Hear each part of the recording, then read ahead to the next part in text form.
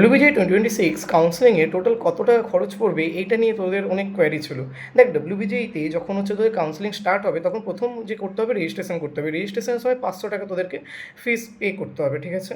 আর যখন তোদের রাউন্ড ওয়ানে যখন সিট অ্যাকসেপ্টেন্স মানে সিট যখন অ্যালোট হবে না, ওই সিটটা কোন সিট অ্যালোট হয়েছে ওটা দেখার জন্য তোদেরকে 5,000 টাকা পে করতে হবে। আর এই 5,000 টাকা যেই কলেজে তুই ফাইনালি অ্যাডমিশন নিবি সেই কলেজে ফাইনালি অ্যাডমিশন নেওয়ার সময় যত টাকা হবে ওর সঙ্গে এই 5,000 টাকা অ্যাডজাস্ট হয়ে যাবে, ঠিক আছে? মানে 5,000 টাকা আলটিমেটলি তোর কলেজের ফিজের সাথেই অ্যাডজাস্ট হবে, ওকে? বা কলেজের কাছেই যাবে ওই 5,000 টাকাটা।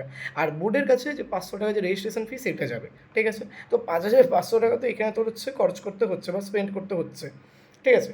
আরেকটা কথা, যেটা তোর মপআপে যদি তুই বসিস তাহলে মপআপের জন্য আলাদা ফিজ আছে, ঠিক আছে? আই থিঙ্ক মপআপের ফিজ তোরা একবার দেখে নিস, ঠিক আছে? যদি কেউ যদি ফ্রেশ রেজিস্ট্রেশন করিস তাহলে তার মানে 1,000 টাকা বা 700 টাকা এরকম কিছু আছে।